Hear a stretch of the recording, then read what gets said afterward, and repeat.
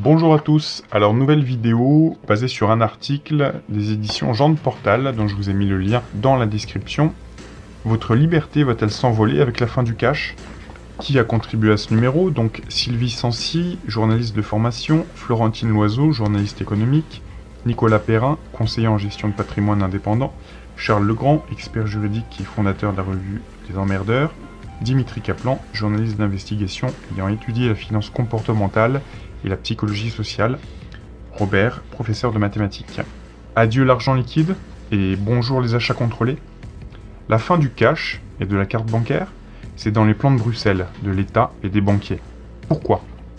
Parce qu'ils désirent être informés de tous vos paiements. Objectif, contrôler tous vos achats. Mais du coup, votre vie. Le savez-vous, d'ici quelques années, la carte bancaire pourrait disparaître. Ah bon, mais pourquoi? Parce que désormais, tout le monde a un smartphone, et que le paiement par smartphone va s'avérer plus pratique, plus complet, plus rapide. Et cela pourrait aller de pair avec la disparition du cash, du liquide, des billets et petites pièces. Soit par manque d'utilisateurs, soit par décision gouvernementale. Bon, la fin du cash, je n'y crois pas, les Français n'accepteront jamais, ils y sont trop attachés. Pourtant, il y a une volonté claire de la part du gouvernement de limiter les transactions en cash. Ça a commencé sous Michel Sapin, qui a lancé une véritable chasse à l'argent liquide avec 8 mesures choc, dont l'interdiction de transactions en liquide de plus de 1000 euros.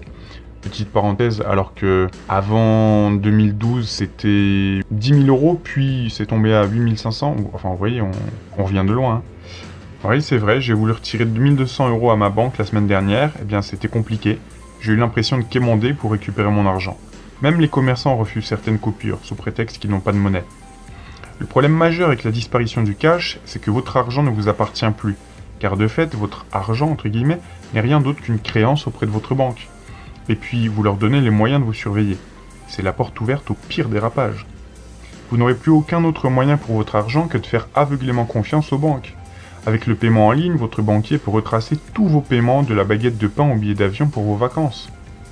Mais pourquoi récolter nos données? En quoi ça peut intéresser quelqu'un que je fasse mes courses le mardi et que j'achète du café sur internet? Non, ça va beaucoup plus loin que ça. Les banques et l'État mettent en place des jalons pour prendre le contrôle de notre liberté d'acheter, de consommer. Aujourd'hui, les banquiers se contentent d'utiliser nos données personnelles pour vendre leur soupe. Mais qu'adviendra-t-il demain?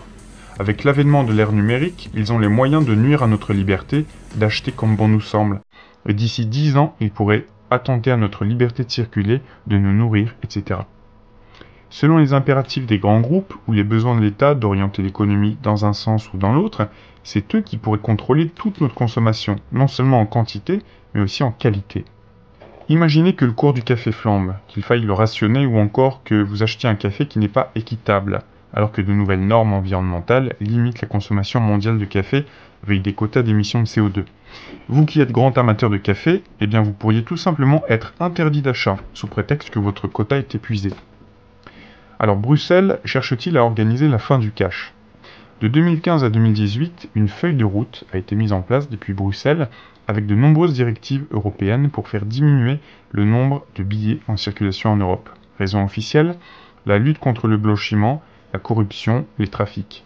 Raison officieuse, faire progresser la société cashless, sans espèces, le paiement par smartphone, etc. Pour permettre aux banques, aux grandes entreprises et aux administrations fiscales de mieux contrôler l'économie. Patatras, devant la fronde des Allemands et la bonne résistance des pays latins, le cash a fait mieux que tenir bon. La demande de billets a augmenté. Bruxelles a alors rétropédalé. Mais ce n'est probablement que reculer pour mieux sauter, car la feuille de route est toujours là, simplement aménagée. Alors une société sans argent liquide, possible ou pas? En matière de paiement par smartphone, le pays pionnier, c'est la Suède. Grâce à l'application Swish, tous les paiements, même les plus petits, peuvent s'y réaliser sans argent liquide. Résultat, aujourd'hui pour les Suédois, les transactions en cash ne représentent là-bas plus que 2% des échanges financiers. Mais le risque de disparition des espèces commence à inquiéter les autorités. Une enquête parlementaire récente met en garde sur les risques liés à une disparition trop rapide du cash, notant qu'il pourrait être difficile de maintenir l'infrastructure de gestion des liquidités. Autrement dit, en cas de problème, on n'a pas de plan B. Le gouverneur de la Banque centrale suédoise lui-même va jusqu'à dire que les Suédois ont tort de ne pas s'en inquiéter. Et il reconnaît au passage qu'en temps de crise, le public recherche toujours des actifs sans risque, comme le cash. Bref, le cashless, est-ce vraiment une bonne idée? Il est temps de poser la question, avant qu'il ne déferle en France. Et là, on ne parle que d'un produit d'agrément, mais ce sont tous nos achats qui pourraient être contrôlés ainsi. Nos achats alimentaires, mais aussi nos dépenses d'énergie, fuel, carburant, électricité. Ainsi, pour mieux maîtriser ses importations de pétrole ou sa régulation électrique, l'État pourrait très bien instaurer des quotas par foyer et les faire appliquer grâce au contrôle du paiement. Très facile et très pratique pour l'État.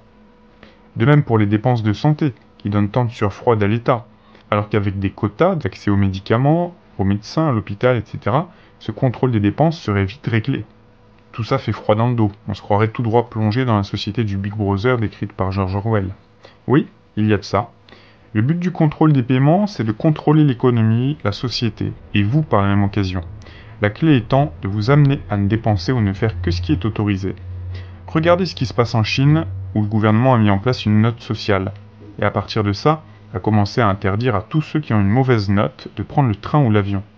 En Chine, votre comportement, votre situation financière, vos opinions politiques et globalement tous vos faits et gestes sont surveillés, contrôlés et peuvent donner lieu à des sanctions, comme vous priver de vous déplacer librement, rien que ça. Malheureusement, ce genre d'innovation pourrait arriver jusqu'à nous. Et alors nos dirigeants auront les outils pour vous autoriser ou pas à acheter. Et si un jour un produit ou un service doit faire l'objet d'une restriction, pour X et Y raisons, l'interdiction de payer en liquide et l'obligation de payer par smartphone ou internet avec contrôle à la clé sera le plus sûr moyen étatique pour vous contrôler. Et là où ça risque d'être vicieux, c'est qu'au départ ce sera pour d'excellentes raisons. Des grandes causes, le climat par exemple. Avec le système de l'empreinte carbone, l'État dispose d'une bonne raison sociale, entre guillemets, toute trouvée pour contingenter toutes les dépenses qu'il veut, puisque chaque dépense a son empreinte carbone.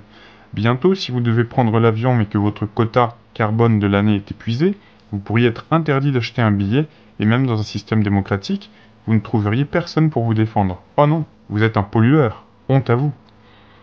Et là on parle d'avion, mais si un jour ça arrive jusqu'aux voitures, ceux qui utiliseraient encore le pétrole auraient un quota de plein d'essence par an. Et dès qu'il serait atteint, blocage des paiements aux pompes. Et l'alternative qu'on nous propose, c'est l'électrique à recharger chez soi, contrôlé par Linky. Donc ça pourrait être pareil, si vous aviez pris trop d'énergie sur votre quota électrique, stop. En résumé, qui contrôle vos paiements contrôle votre vie. Donc attention à ce qui commence déjà à se mettre en place. Disparition du cash, risque sur votre liberté? Alerte, on en est bien là. Les experts de tous bords commencent à tirer le signal d'alarme et se transforment en lanceurs d'alerte. Derrière ces évolutions, entre guillemets, se trouvent tapis les pires tentations totalitaires. Votre liberté et votre vie privée seront-elles en danger dans cette nouvelle décennie? Oui. Faire disparaître le cash, c'est davantage de contrôle de la population. Philippe Béchade, Alter Info. La répression financière va main dans la main avec des mesures visant à faire disparaître les espèces. Chronique Agora, janvier 2020. Si le cash est supprimé, vous n'avez plus aucun autre moyen pour vos économies que de faire aveuglément confiance aux banques qui, entre nous et spécialement en France, ne sont que la courroie de transmission plus ou moins contrainte du fisc. Dominique Philos, contrepoint.org. Concernant les inconvénients, le plus dangereux est celui de la vie privée. Plus personne n'en aurait puisque si l'on paie par carte, tout est enregistré, tracé et traçable par les organismes de carte de crédit, les banques ou le fisc. Philippe Béchade, Alter Info. La question n'est pas de s'opposer à la progression des cartes et autres moyens de paiement, elle est de laisser les gens choisir ce qui leur convient sans volonté de les brimer pour des raisons de surveillance ou de prédation de l'État. Bruno Berthez, Business Bourse. L'instauration d'une société sans cash nous soumet au monopole du lobby bancaire. Lorsque nous déposons de l'argent dans une banque, il ne nous appartient plus. Nous devenons créanciers de notre banque qui nous doit notre argent. En cas de crise financière et bancaire, notre seule défense en tant que citoyen ordinaire consiste à retirer notre argent. Dans une société sans cash, ça deviendra impossible. Olivier Delamarche, c'est cash. La disparition du cash, c'est à terme la disparition de la liberté. La fin du cash rend possible l'arbitraire et la prédation. Elle est contraire au droit de propriété. Emmanuel Malmendier, Contrepoint. Je ne l'espère pas, je ne le souhaite pas, mais je pense qu'on se dirige vers la disparition du cash. C'est encore une manière de nous contrôler, de récupérer le plus de data possible. Le jour où vous n'avez plus de cash, les autorités et les sociétés auront un total contrôle sur vous. Olivier Delamarche, c'est cash. Alors, quels sont les faits? Il y a une volonté politique de faire disparaître le cash. Suppression du billet de 500 €, restrictions sur les paiements en espèces, limitation des retraits, soutien au développement du sans contact, etc.